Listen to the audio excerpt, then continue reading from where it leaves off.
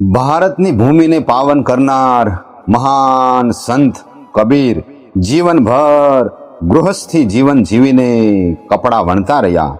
ઘર છોડીને નથી હિમાલય ગયા કે નથી ક્યાંય તીર્થયાત્રાએ ગયા.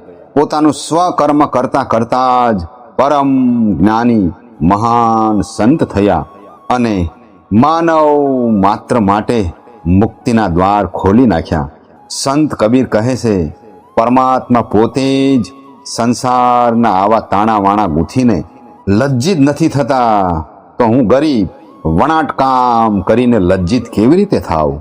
સંત કબીર કહે છે, જીની જીની બીની રે ચદરિયા, બડી લગન સે और बड़े प्रेम से बीनी है. આવા મહાન સંત કબીરદાસજીની વાણીને આજે આપણે વાગોળીએ. નાભી કમલ સે પવન ચલાવો, હૃદય કમલમાં મન સમુજાવો. ઉન્મુની તાળી લાવો મન में, બ્રહ્મ અગ્નિ પર જાળો તન में. निर्भय नाम निरंजन केरो रे, भव सागर की मिट गई फेरो रे.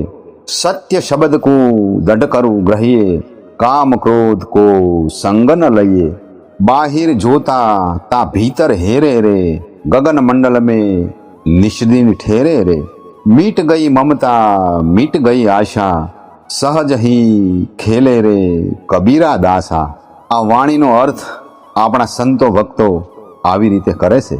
સંત કબીરદાસ કહે છે, સદગુરુના સાનિધ્યમાં રહી યોગ અને સાધના કરવા, ઊંડો શ્વાસ લેવો, મૂળાધાર સ્વાધિષ્ઠાનના વાયુને ખેંચી રાખી, નાભી કમળથી પ્રાણને ઊંચે ચડાવવો, હૃદય કમળ સુધી આવે અને ત્યાંથી મૂર્ધા સુધી જાય, ત્યાં સુધીના પૂરક શ્વાસ સાથે પ્રણવ ઓમકાર ઓહમનો નાદ મનમાં ગુંજતો કરવો.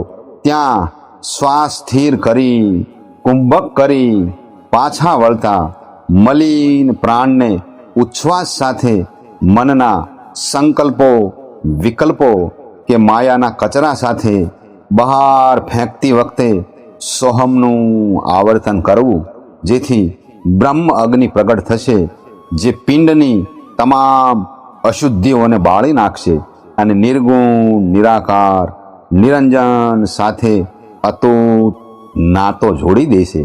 બહારના શબ્દ સ્પર્શ રૂપ રસ ગંધની મન ઉપર શું અસર થાય છે એ તટસ્થપણે દ્રષ્ટા બનીને જોતા રહેવાથી ધીરે ધીરે બહારની છાપથી મુક્ત થતું જવાશે અને ચિદાકાશમાં નિર્મળ નિર્લેપ નિશ્ચલ રહી શકાશે. એનાથી આશા તૃષ્ણા મોહ માયા અને મમતા અદૃશ્ય થઈ જશે અને સહજ અવસ્થાની પ્રાપ્તિ થશે. એમ મહાપુરુષ સંત કબીર સાહેબ કહે છે.